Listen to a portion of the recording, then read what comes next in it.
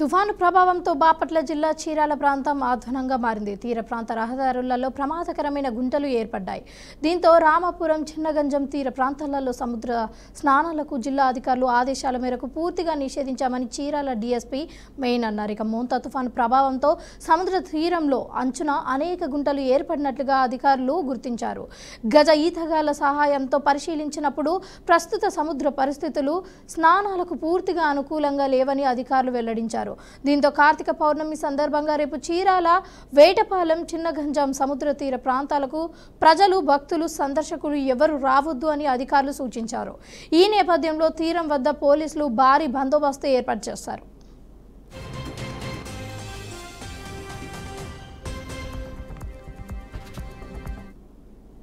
ప్రాంత ప్రజలందరికీ పోలీసు వారి విజ్ఞప్తి.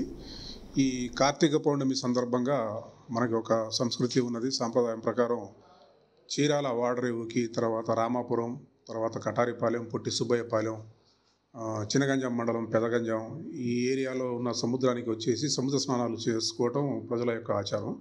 కానీ ఇటీవల వచ్చిన మంతా తుఫాను వల్ల సముద్ర తీర ప్రాంతం బాగా దెబ్బతిని ఉన్నది, కోతకు గురై ఉన్నది. లోపల పెద్ద పెద్ద గోతులు ఉన్నాయని చెప్పేసి చెప్పడం జరిగింది. నిన్న నెల్లూరు జిల్లాలో ఇట్లాగే 3 స్టూడెంట్స్ వెళ్ళారు.